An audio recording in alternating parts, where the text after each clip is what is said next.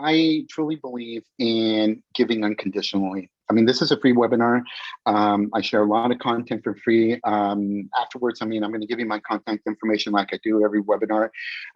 There are times when people, I mean, just a few weeks ago, I was on a call for almost 90 minutes with someone answering some career development questions. They didn't even thank me, and that's fine. I don't expect to thank you. No, and I'm just bringing it up as a point here. I mean, that's fine. I just give unconditionally, right? Why? Because eventually some good will come back from that as well. And my natural personality is an introvert, and so I don't like sales. And it's really interesting how a lot of times people reach out to me with opportunities, and I'm like, oh, maybe it's because I was helping out a lot of people. So be a giver. The other thing too is, folks, activity beats perfection. Activity beats perfection. I used to be someone that constantly analyzed things, and before I made a decision, and then life happened. You know, kids got sick. They moved on to middle school, from elementary school to middle school, high school. You know, different activities. My parents got sick or whatever. You know, responsibilities, and I really didn't do anything. And you know, I finally realized, like, when I started my own company, I just basically jumped off the cliff, and you know, hope to build some wings on the way down. And thank God that yes, I did build some wings. Okay. The other thing too is, folks, is embracing fear. And you know, think about this. When if our house, you know, is on fire, what is the first thing we do? We obviously leave, call 911. You know, we got to get to safety, et cetera, and so forth. That's what we're supposed to do to be safe.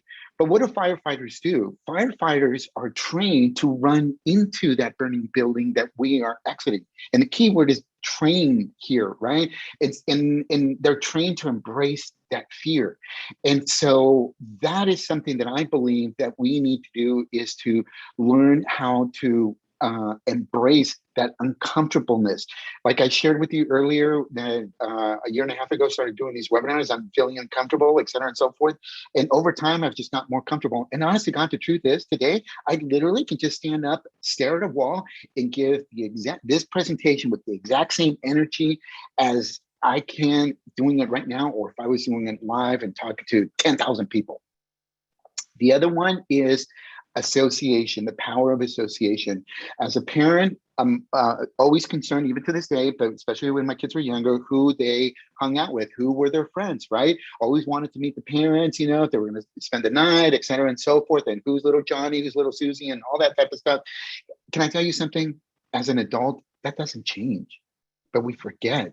Some of us need to prune some of our quote unquote friends that we have, because they're holding us back. And here's the saddest thing. Some of the people that are going to hold us back the most are going to be those that are closest to us. Could be our significant other. Okay. It could be, you know, family members. It could be a close friend. And I get it. They're doing it because obviously they're concerned for us, right? Generally speaking. But the power of association is very, very important. And then lastly, folks, is we need to fall in love with failing. We need to fall in love with failing. Think about when we were learning how to ride a bike, right? You fall off and hurt and, you know, cried, you know, and then what did mom and dad say? Oh, you know, get back on the bike, try it again, right? Get back on it, right? And fall again, and get back on, fall again. And eventually you learn how to ride a bike.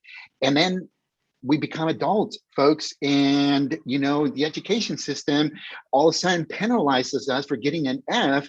And when we get an A, right, we're like, woo, we make the dean's list, right? Honor roll. But if we get an F, you're a failure, right? And life doesn't work that way, folks. There is, again, so many ups and downs. I have transitioned career 11 times, folks, almost every 2.5, 3 years. In some cases, I got laid off.